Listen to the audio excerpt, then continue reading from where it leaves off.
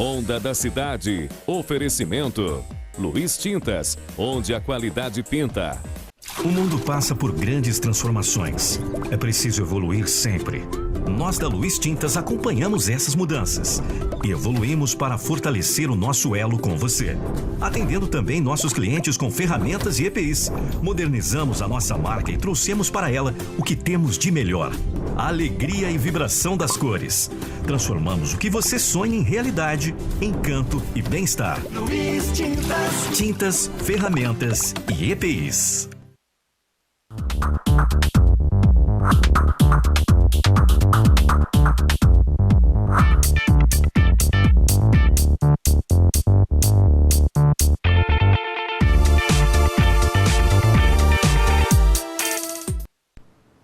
Olá, está começando mais um Ronda da Cidade. Tudo bem com você? Que bom, hein? Vamos juntos com muita informação a partir de agora e, é claro, de primeira, conferindo os destaques do programa de hoje.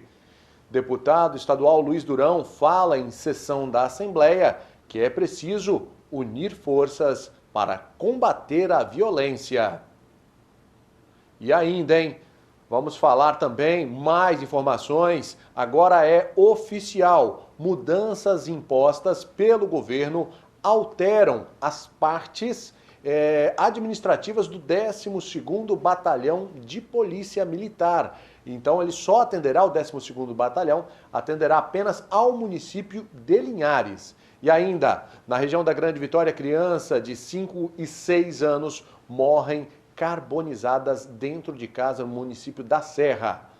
Pandemia eleva os números da violência contra a mulher.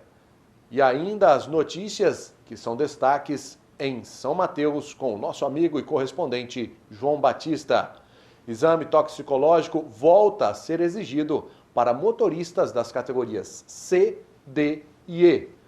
Tudo isso e muito mais a partir de agora no Ronda da Cidade. Portanto, é assim que iniciamos, no rádio ou na TV. A notícia chega até você.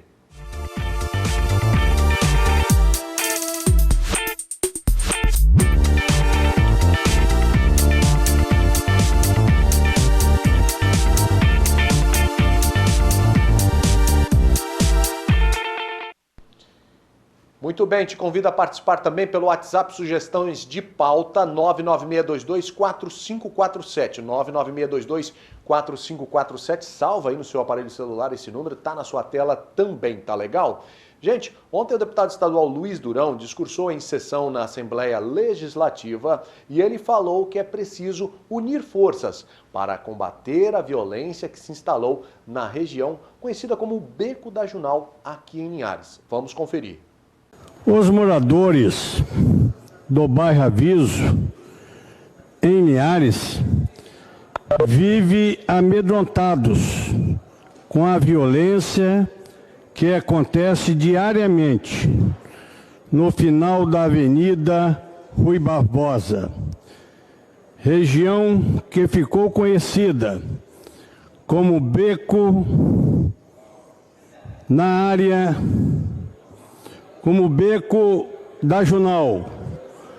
Mais de 50 pessoas passam dia e noite na área usando ou traficando drogas, cometendo roubos, furtos e até fazendo sexo ao vivo. A situação está cada vez pior. A Cracolândia de Linhares se formou há 3 anos e de lá para cá já aconteceram crimes de todos os tipos, inclusive homicídios. Os moradores se sentem intimidados pelas pessoas que ficam ali, pois elas portam armas como revólveres, pistolas, faca e facão, depredam veículos e ameaçam quem vive ou tramita por aquela área. Há 10 dias, a Polícia Militar prendeu 343 pedras de crack e maconha no beco da Chunal. Na última semana, guardas civis militares fizeram uma abordagem e prenderam um bandido que traficava drogas no local e tinha um mandato de prisão aberto. O bairro Aviso é tradicional na cidade, tem quase 12 mil moradores e hoje dezenas de famílias estão acuadas em suas casas. O que acontece naquela Cracolândia é muito grave e precisa de toda a nossa atenção. O Conselho Interativo de Segurança Pública de Linhares, o CONSEL, já fez reuniões com os agentes públicos da cidade e com o Ministério Público para buscar uma solução efetiva para essa questão. Sabemos que não é possível acabar com o problema sem que haja uma ação multidisciplinar. Por isso, como presidente da Comissão de Segurança e Combate ao Crime Organizado da Assembleia Legislativa, quero propor aqui a uma união das forças de segurança municipal e estadual.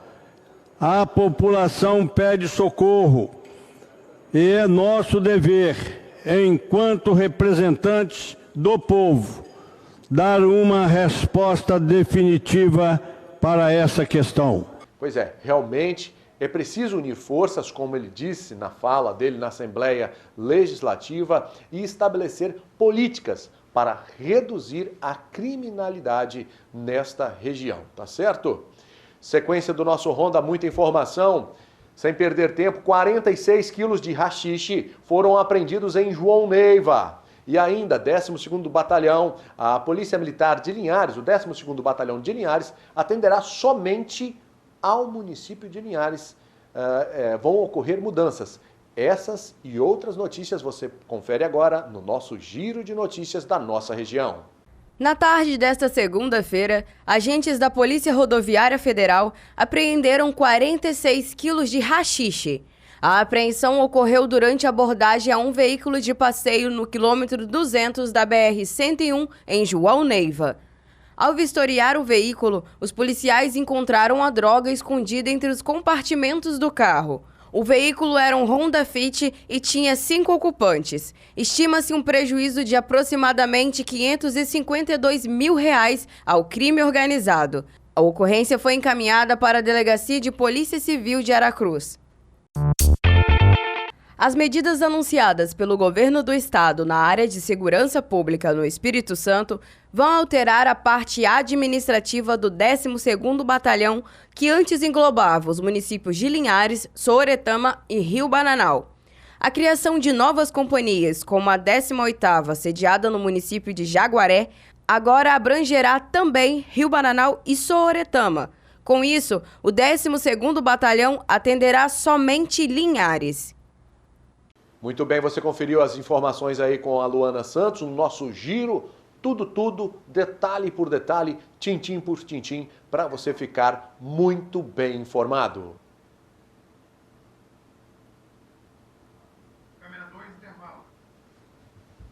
Vou fazer um intervalo, eu volto já já, tem mais informações para você. Ronda da Cidade retorna já já.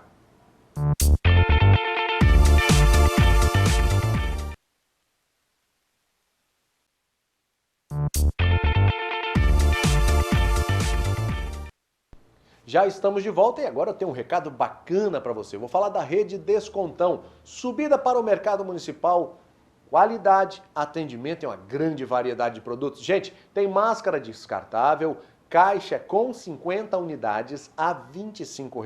É isso mesmo, tá legal? Tá na tela para você, máscara descartável, 50 unidades a R$ 25. Aonde? Rede Descontão, subida ali, ó, para o Mercado Municipal, na esquina, é fácil chegar e aquele atendimento especial. Um abraço para a equipe da Rede Descontão com a gente no Ronda da Cidade. Vamos seguindo com o nosso programa?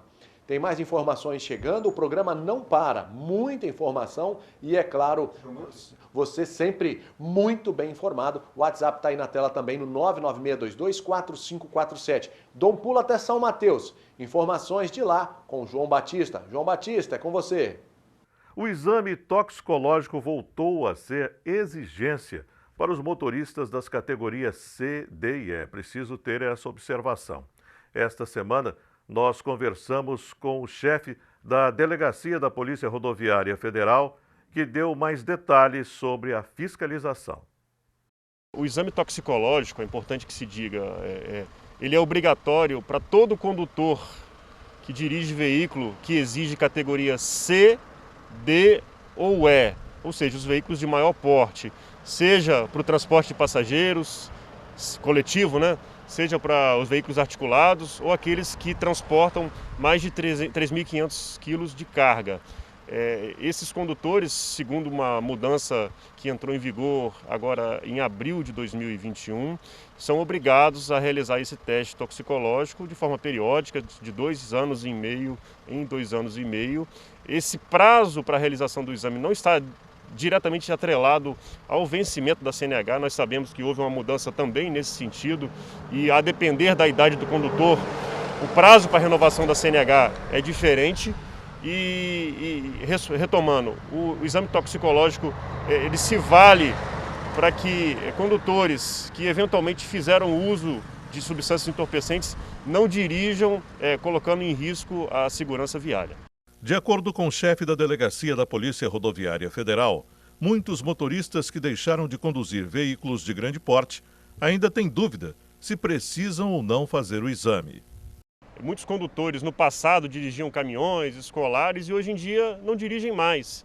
Ainda que eles não queiram rebaixar a sua habilitação, eles são obrigados a realizar o exame toxicológico. A resposta é não, se eles dirigirem apenas veículos de categoria A ou B.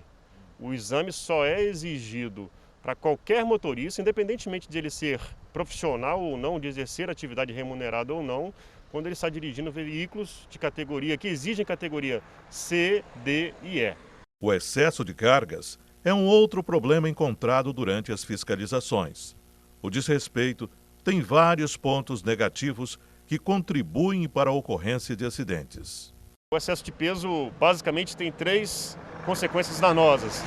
A primeira delas é o risco à segurança viária, uma vez que o veículo foi projetado para transportar X peso e acaba transportando mais, e isso pode comprometer o sistema de direção, de suspensão, em especial os freios desse veículo, que não foram dimensionados para uma carga excedente. 2, o excesso de peso danifica o pavimento e atrapalha toda a sociedade que utiliza a via. E por 3, isso também causa concorrência desleal com aqueles transportadores que obedecem à regra. E esse foi o nosso destaque de hoje. Voltamos ao estúdio em Linhares com você. Um grande abraço e até amanhã, se Deus quiser. Muito bem, de volta. Obrigado pelas informações, João. Gente, agora eu vou falar da tripinha, uma delícia, né? Uma coisa simples, às vezes, de se fazer, né? O trigo, água e sal, e esse sabor da tripinha capixaba, a tripinha linharense, pode se tornar patrimônio cultural do Espírito Santo. É isso mesmo. Confira na matéria. Um quitute que dá água na boca de qualquer um e que já faz parte da cultura de Linhares. Um bem imaterial do Espírito Santo, oriundo de Linhares, da dona Anita Rabelo, já comentado e escrito em alto e versos e prosa pela professora Arlene desde os idos de 1960 para cá, quando relata em seus livros essa iguaria que pertence a Linhares, que pertence ao Espírito Santo.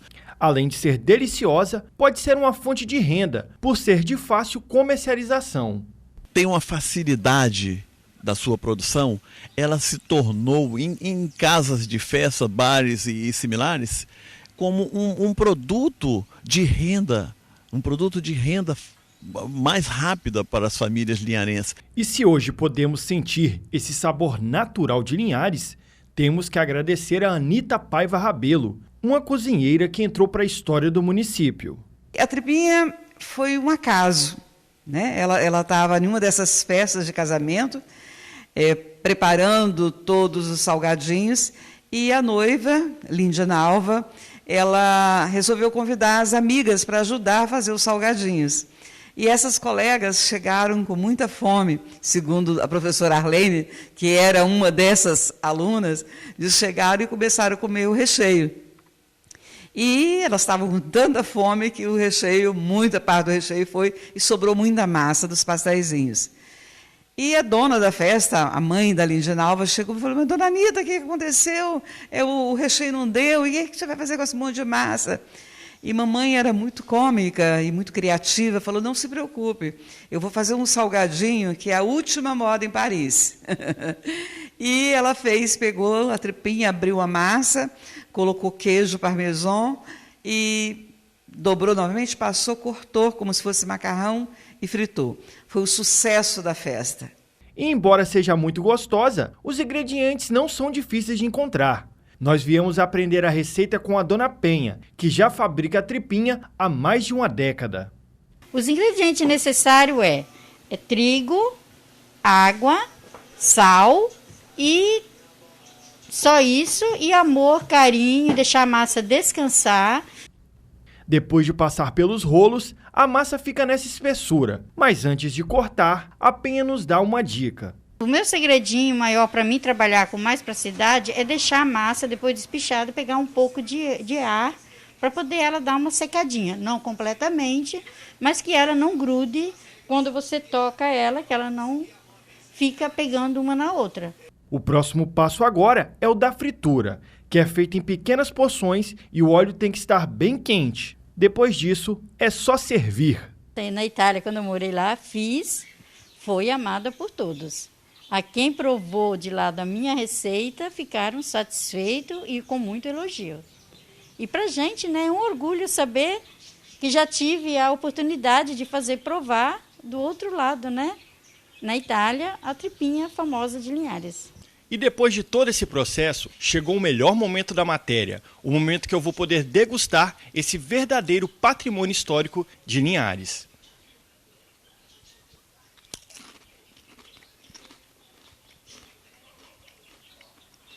E que, convenhamos, cai muito bem com o cafezinho, né? Mais um intervalo, eu volto já, tem mais Ronda da Cidade na sequência.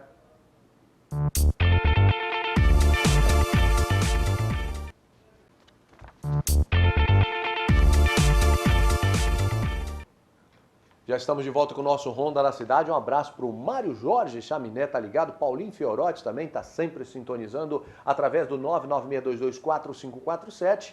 Você também participa, interage com a gente. Pessoal da Central de Ambulâncias, aquele abraço sempre com aquele trabalho muito intenso para toda a população linharense.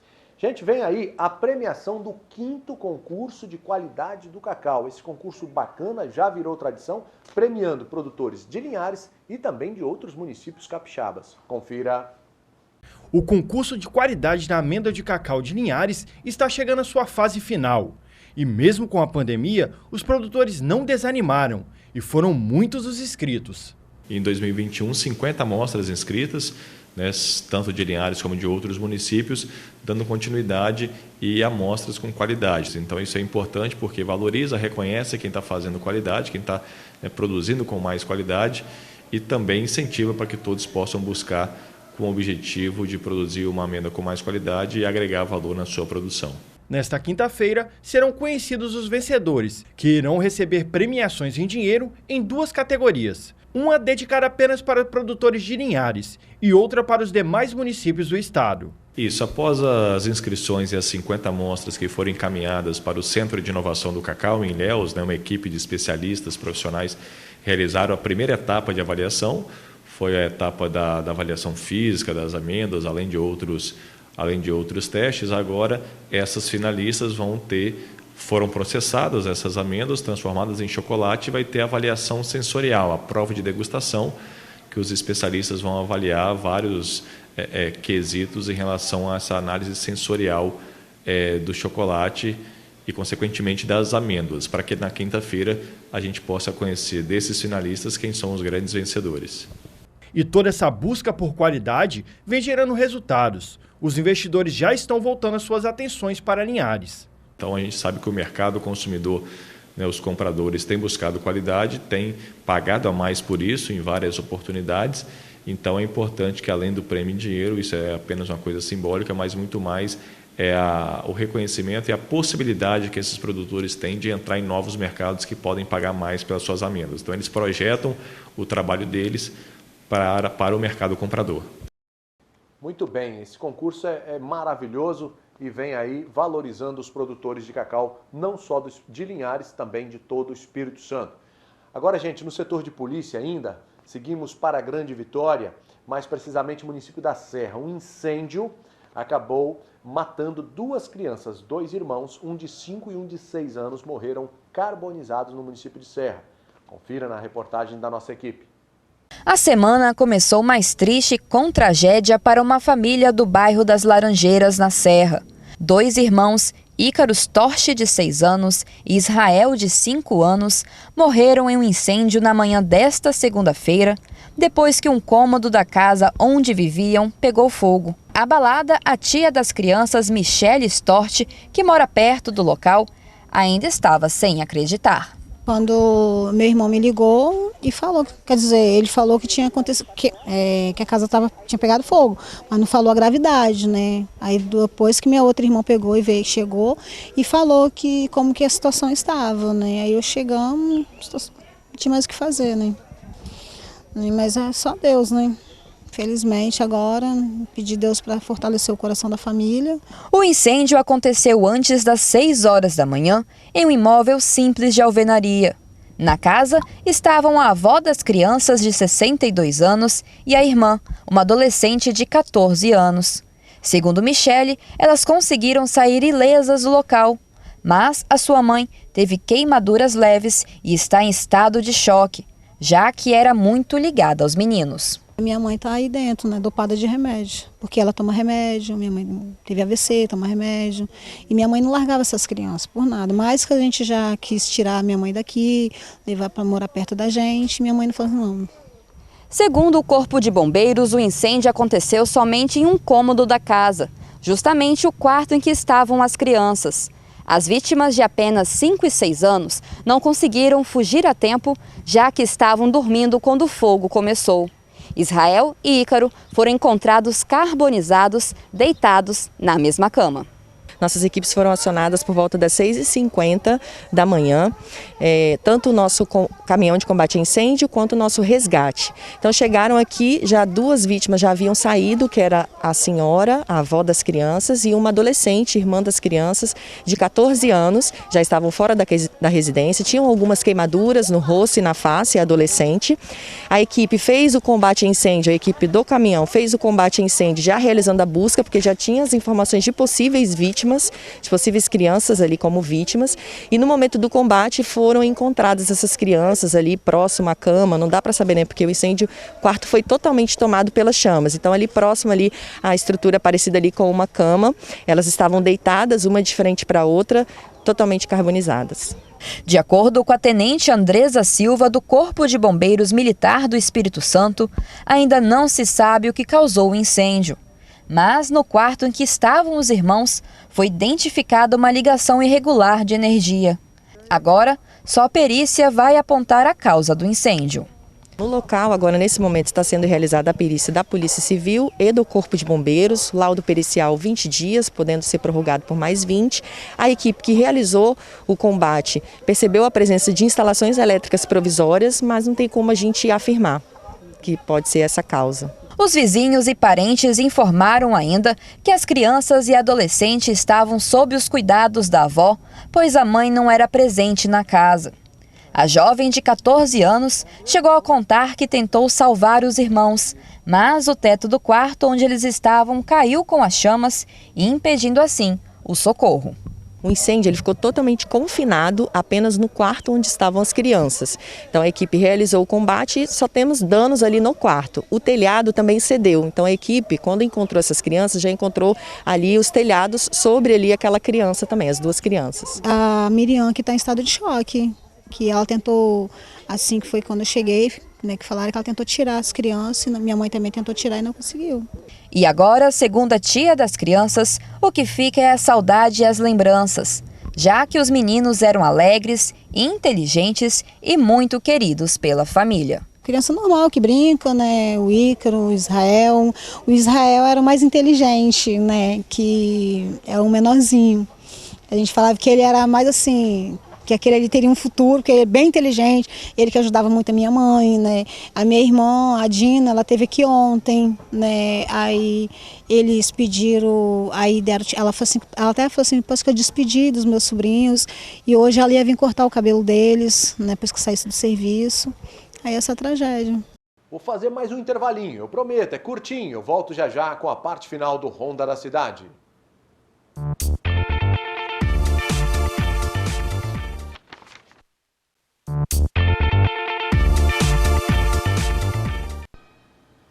De volta com o nosso Ronda da Cidade. Gente, uma pesquisa mostra que mais de 41%, um aumento de 41% de casos de violência contra a mulher em vários municípios pesquisados em todo o Brasil. São números realmente lamentáveis e a gente tem uma matéria especial sobre esse assunto. Se antes da pandemia a violência de gênero sempre foi uma das grandes preocupações sociais, o problema se tornou ainda maior em tempos de distanciamento social. O Brasil é o 5º país do mundo com a maior taxa de feminicídio. E agora, com a pandemia do coronavírus, segundo dados do Anuário Brasileiro de Segurança Pública, houve um aumento significativo na taxa de 0,7%. Com a pandemia, os índices aumentaram porque essas pessoas ficaram mais próximas, tiveram que ficar mais tempo nas suas residências e, além disso, nós tivemos as questões relacionadas à economia. Então, muitos agressores perderam seus empregos, as vítimas também, e isso gera ainda mais conflito naquele lar que já é um lar de abuso, um lar onde há uma pessoa sempre agredindo a outra. Os dados foram divulgados em julho deste ano e mostram a dura realidade das mulheres aqui no Brasil. A violência contra elas apresentou um aumento de 16,3% no número de ligações de violência doméstica, 3,6% em medidas de protetivas de urgência e 7,4% nos registros de lesão corporal dolosa. Segundo Cristiane Esteves Soares, coordenadora do Núcleo de Enfrentamento às Violências de Gênero, aqui no Espírito Santo, só neste ano, foram 20 casos registrados. Somente no primeiro semestre deste ano, nós já tivemos 20 casos de feminicídio, que é o maior de todos os crimes. A gente sabe que o feminicídio acontece em razão de uma escalada de violências. Então, se inicia com uma violência moral, psicológica. Depois temos violências voltadas também à patrimonial, violência sexual, à violência física, até chegar ao feminicídio. E a gente precisa também ter em mente que o feminicídio, por acontecer muitas vezes dentro do lar daquela mulher e com os seus companheiros, é um crime muito brutal. Então, o lar, que seria um local de segurança, de cuidado e de proteção, é o local em que essas mulheres perdem as suas vidas. Então, os nossos índices, infelizmente, continuam muito altos. Segundo a Organização Mundial da Saúde, a OMS, a média de 4,8 assassinatos para cada 100 mil mulheres no Brasil. Já aqui no Espírito Santo, foram registrados 6,2 homicídios femininos a cada 100 mil habitantes. Mais de 20% das mortes de mulheres registradas aqui no estado são por feminicídio, ou seja, em decorrência de ser apenas mulher. O feminicídio são mortes de mulheres em razão simplesmente por ela ser mulher ou pela essa condição de afeto, de intimidade, de contato, né? Praticada por um companheiro, ex-companheiro, ex-namorado, namorado, ex-marido, marido. E aí, como se trata de um homicídio em razão dessas circunstâncias, a qualificadora, e aí tem-se o nome de feminicídio, né? Mais conhecido por todos, a palavra feminicídio. Cristiane destacou ainda que em 2020 foram computadas aqui no Brasil 1.350 casos de feminicídio. Desse total, 81,5% das vítimas foram mortas por companheiros, sendo mais de 60% das mulheres vítimas da cor negra. Para Cristiane, esses números podem ser ainda maiores devido à falta de tipificação adequada das mortes femininas.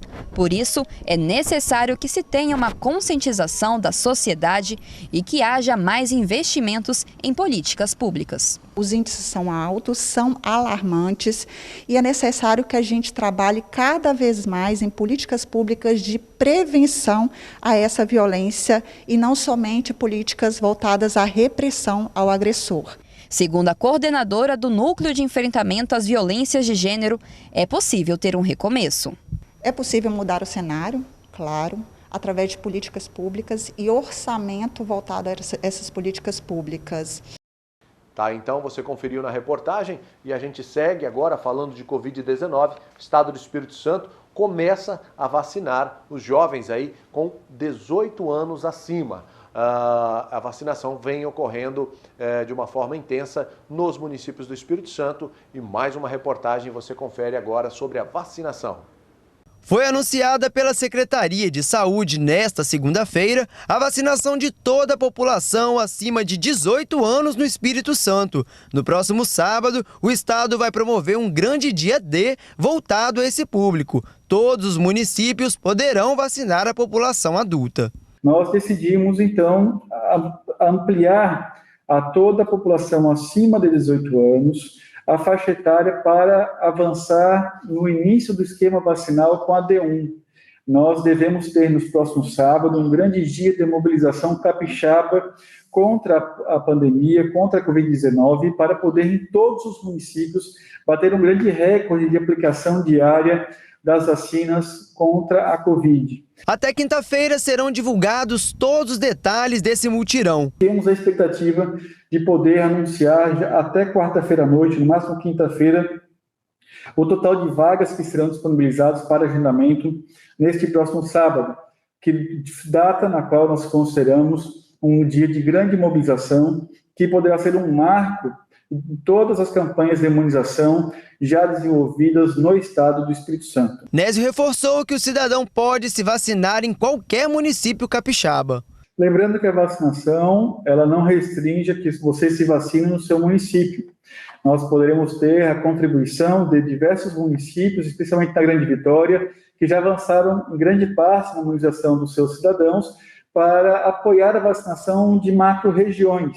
Então, já tivemos a experiência anterior do município de Viana, aplicando a vacina da influenza, podemos contar com outras experiências no estado e, de fato, iremos avançar, então, para permitir que o Espírito Santo seja um dos primeiros estados do Brasil a concluir a vacinação da D1 na população adulta capixaba. Em reunião com o Ministério da Saúde nesta segunda, o secretário de Saúde apresentou uma proposta de antecipação da vacina da Pfizer. A vacina da Pfizer, nós apresentamos a posição do Estado, junto ao Conselho Nacional do Secretário de Estado da Saúde, também ao Ministério da Saúde, para a antecipação da mesma a 8 semanas, de maneira que toda a população que esteja apta, já transcorrido o prazo de 8 semanas, possa ser vacinada com a vacina da Pfizer. Ainda durante a coletiva de imprensa, a secretaria abordou a possibilidade de uma terceira dose para quem tomou a vacina da Pfizer. A chamada dose de reforço está em discussão a nível global. A própria vacina da Pfizer já está sendo recomendada com reforço vacinal em diversos países pela própria fabricante. E entendemos de que isso não é demérito para nenhum imunizante.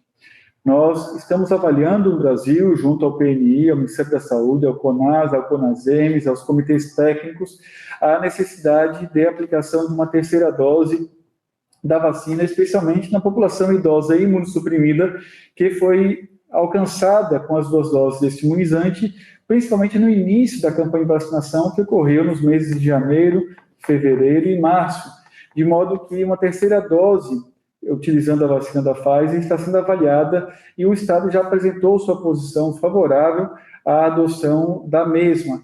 Quase 97% dos óbitos no Espírito Santo eram de pessoas que não estavam com o esquema vacinal completo, sendo 221 pessoas na terceira onda da Covid no estado. 96,68% dos óbitos que ocorreram pela Covid-19 no Espírito Santo ocorreram em pessoas que não tinham um esquema vacinal completo, em pessoas que não estavam imunizadas pela Covid-19. As vacinas representam a principal medida sanitária de enfrentamento à pandemia, de resistência a uma doença infecto-contagiosa que, neste momento, já é prevenível, tanto com as vacinas quanto com as medidas não farmacológicas associadas, como o uso das máscaras, o distanciamento, o uso do álcool em gel, a preferência por ambientes arejados e um comportamento que é aquilo que a gente chama e define como comportamento de baixo risco. Muito bem, gente, está aí, a vacinação segue acontecendo, vacine-se você também, não tem que perguntar que laboratório que está fazendo tal vacina, nada de sommelier de vacina. Vacina boa é vacina no braço. E dados importantes, o Instituto Jones, Instituto Capixaba Jones, já apresenta dados que agosto deve ser o 4º mês consecutivo com redução no número de mortes no nosso estado do Espírito Santo. Que ótima notícia para celebrarmos e ainda devemos continuar com os cuidados para vencermos essa pandemia. Os números são interessantes, os números vêm caindo de forma considerável, mas cada um tem que fazer a sua parte. Chegou a hora da sua segunda dose, vá tomar. Você que está chegando a vez da sua primeira dose, tome também a vacina e, claro, juntos vamos vencer essa pandemia. Muito bem, o Ronda da Cidade de hoje fica por aqui. Agradeço o seu carinho, a sua audiência. Essa é a Rede Sim de Televisão. Essa é da Terra.